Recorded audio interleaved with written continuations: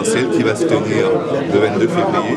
Nous avons parlé également des rendez-vous qui auraient pu permettre d'arriver plus tôt à la conclusion qui est celle du retour à la Constitution de 1992 ainsi qu'aux acquis qu'il y a eu en dehors de cela, parce qu'au-delà des acquis de la Constitution de 1992 qui garantissait la limitation des mandats, il y a également le droit de vote des Togolais de l'extérieur, et puis il y a cette cour constitutionnelle qui n'existait pas, qui a été créée.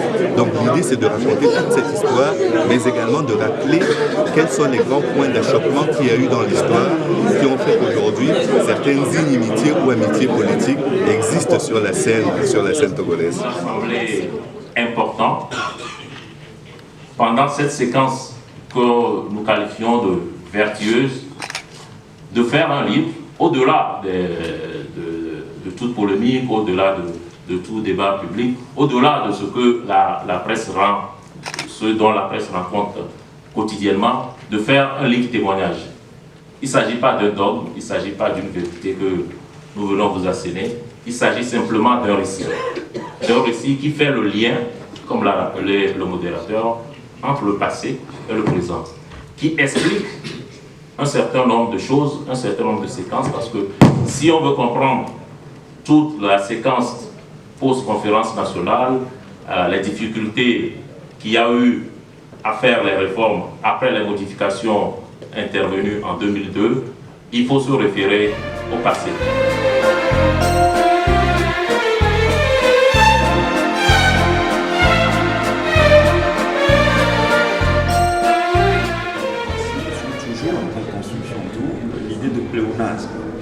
Mais vous avez pu remarquer, vous avez entendu aussi la réponse très magistrale que les journalistes ont donnée. Notre préoccupation ici, essentiellement, c'est de faire ressortir le fait que nous sommes un pays différent, donc un modèle démocratique qui doit être différent de ce que font les autres pays, les autres nations dans la sous-région, en Europe, ainsi de suite, et que le Togo doit trouver son modèle de démocratie. Et ça fait 30 ans, presque, que ce processus a commencé. Nous sommes en train d'y arriver. Je crois que c'est le message principal. Le mérite de cet essai, c'est de retracer l'histoire politique du Togo, l'histoire passée et récente, et de pouvoir surtout instruire ceux qui veulent s'intéresser au parcours politique de notre cher pays.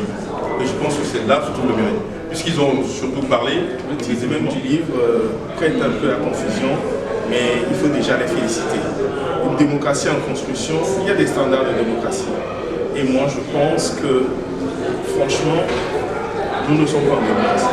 Nous ne sommes pas en démocratie parce que le pouvoir pour le peuple, par le peuple, je ne le pense pas. Vous n'avez aucun souci à vous faire parce que vous avez fait un grand travail. Vous l'avez fait en moins de 2 mois. Vous avez dit que vous avez commencé à mi-décembre. Et aujourd'hui, vous avez fourni un document. Et quelle que soit l'erreur ou les erreurs qu'il comporte, vous ne pouvez pas vous en faire, vous en inquiéter. Parce qu'on a souvent coutume de dire que l'erreur est humaine. Mais persévérer dans l'erreur, c'est ça qui est diabolique. Errare humanum est, perseverare diabolicus est.